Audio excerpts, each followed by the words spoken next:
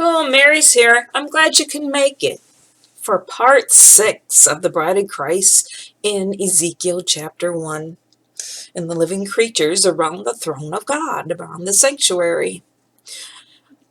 I hope you've been keeping up with the other 5 parts, which establishes this part about the wheels of time. In Ezekiel 1, verse 15, it says, Now I beheld the living creatures, behold, one wheel upon the earth by the living creatures with his 4 faces. And them living creatures in the Hebrew, and one of the translations that it can be written of, it says as a company, a congregation. And in the previous parts, I've established where it is God's people. It's the vision of the Almighty. And it's the bride of Christ. And in 2 Corinthians 5, verse 17, it says, Therefore, if any man be in Christ, he is a new creature. And Paul knew about the creatures, the living creatures, in their 4 banners around the sanctuary, the lion, the ox, the man with eagle wings. So, the living creatures in Hebrew can also mean a congregation. And I believe it does.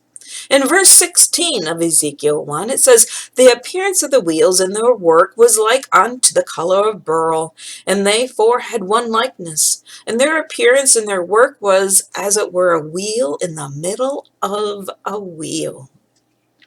Well, the appearance of the wheels, notice twice in here, is their work. The work was like a color on beryl, and their appearance and their work as it were the wheel in the middle of a wheel. Well, I believe the wheels can represent time. It is, and their work was like unto a color of beryl. The color can mean an outward appearance. They had a unified outward appearance. It's what the eye looks at and the eye sees. And this was a color of a beryl. It had a humble knowledge. It had a look. This living creature, this congregation. Verse 19 says, And when the living creatures went, the wheels went by them. And when the living creatures were lifted up from the earth, the wheels were lifted up. And when those went, these went. And when those stood, these stood. And when those were lifted up from the earth, these wheels were lifted up over against them. For the spirit of the living creature was in the wheels. The spirit of God's church, I believe, is the testimony of Jesus Christ, who in verse 16 says, They 4 had one likeness, is Christ. So who is the head of our body, our congregation? It's Christ. Christ that has 4 banners, one likeness. Isn't that fun? And when you have the wheels, the spirit of the living creature was in the wheels. In Revelation 19:10, it says, Worship God, for the testimony of Jesus is the spirit of prophecy. And when we look at the wheels back in 16, is they all had a work to do. That work is a purpose. It's having a humble knowledge and showing others that cast foot with the power of the gospel. Jesus said in John 5, verse 17, My Father works hitherto, and I work. And if Jesus works, his church is going to work. John 9:4 says, I must work the works of him that sent me while it is day. The night cometh when no man can work. And doesn't Christ and the Father send us?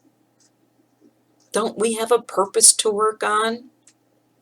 In John chapter 4:34, Jesus says, My meat is to do the will of him that sent me and to finish his work. Don't we have a work to finish? In Matthew 24, verse 14, we do.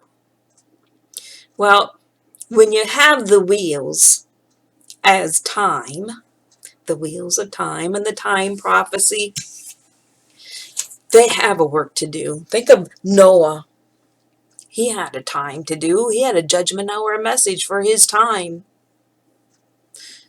Think how that went. Think of the prophecy of the 70 years in Babylon. How about the 490 years in Daniel chapter 8? How about the 2300 years? See the wheels?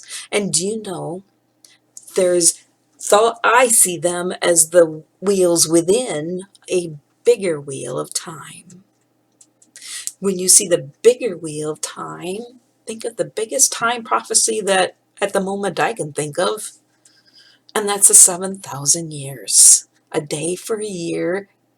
A day is 1,000 years, and 1,000 years as a day. And they all fit. All the other smaller time prophecies fit within this big wheel. And each wheel with the time prophecies had a time to do, a time to be sent, a time to preach, a time to work.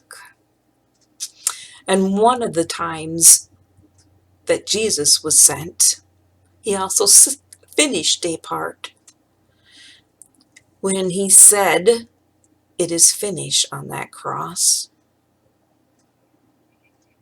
Hebrews 12 verse 2 says, "Looking unto Jesus, the author and the finisher of our faith now, who for the joy that was set before him, he endured that cross, despising the shame, and is set down at the right hand of the throne of God." His time prophecy said when it would happen. He said what would happen when you look at his prophecies and his time, and there was a purpose. The purpose was to take the stony heart, that cold heart out of us, and give us a heart of flesh so that we can intelligently choose him. And our work is to give the truth to others so they can intelligently choose him when he gives them a heart of flesh. In Revelation 12, with the work and the things and the fiery furnace that we go through, and the coals of fire and the lightnings in their lifetimes and all that, it says through all God's ages, through all God's people, they have the same testimony. It is, and they overcame him, the dragon, by the blood of the Lamb and by the word of their testimony, and they loved not their lives unto the death, every one of God's people. But in verse 17, the dragon was still wroth with the woman, and he still comes and makes war with the remnant of her seed, which keep the commandments of God and have the testimony of Jesus Christ. And remember what the testimony of Jesus Christ is? Revelation 19:10. It is the spirit of prophecy. Thanks for coming.